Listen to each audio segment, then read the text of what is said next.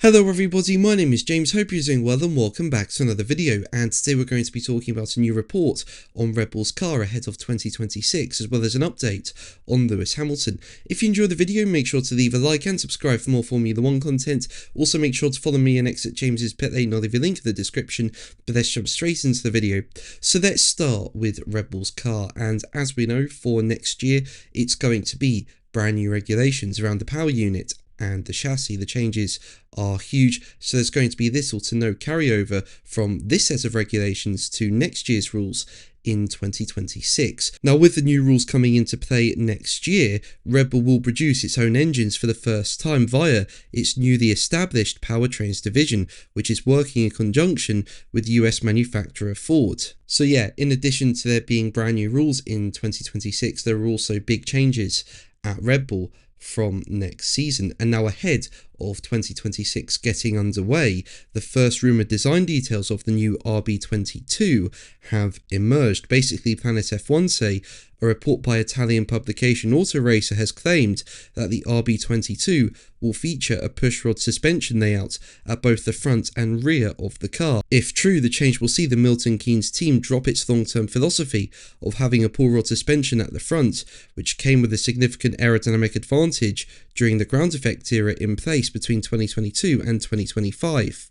F1's move away from ground effect cars to flat bottom machinery for 2026 is set to help facilitate the change, increasing the importance of mechanical simplicity and predictability in the behaviour of the suspension. A pushrod suspension design is also likely to better accommodate the new power unit layout, bringing benefits in terms of packaging compared to the previous pull rod layout. Now, I feel Red Bull can produce a good car in 2026. For me, the question mark is around the power units. You know, this is the first time Red Bull is creating its own power units.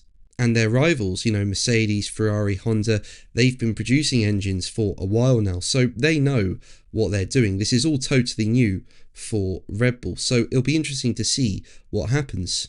But let's move on to Ferrari, with the team's head of track engineering, Matteo Tognanelli, saying that Lewis Hamilton's relationship with Ferrari is much less strained than it appears. Now, as we know, this was Hamilton's first season with Ferrari, and it's not the one he would have wanted in terms of the car.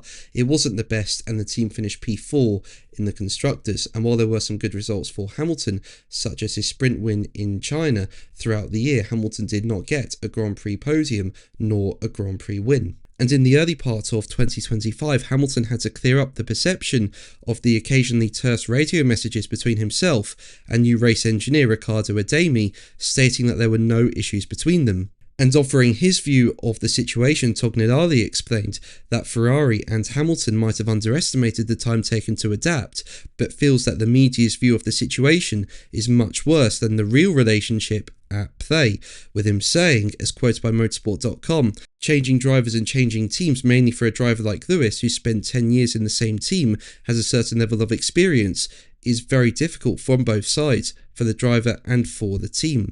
Every team is operating in a slightly different way, and you're used to certain people, things in a central way. And then if you put this in context, then you have the fact that Lewis was winning world championships, and it's a fact this year we didn't achieve the target of fighting for the world championship. So you have the frustration creating the situation. I think what you see from the outside is quite worse than what it is. I think the relationship with Lewis, what we are building with Lewis, is extremely positive. He spent 10 years in the same team with the same people, and after 10 months, I think we have already a very, very strong link with him. Nevertheless, the frustration, the results are creating this image of ourselves and of him in Ferrari that I believe is much, much worse than what it is in reality. Why is he struggling? Again, I think part is the frustration. Part is, as I said, that we need some time to adapt to each other. And maybe we both, the team and Lewis, under-evaluated this at the beginning. But I'm confident, as I said, I don't think the relationship is as bad as all you guys think. But I'm sure with time we'll improve. But that's going to be the video from me today. Thank you ever so much for watching. Make sure to like and subscribe for more videos. And until the next one, take care. Bye.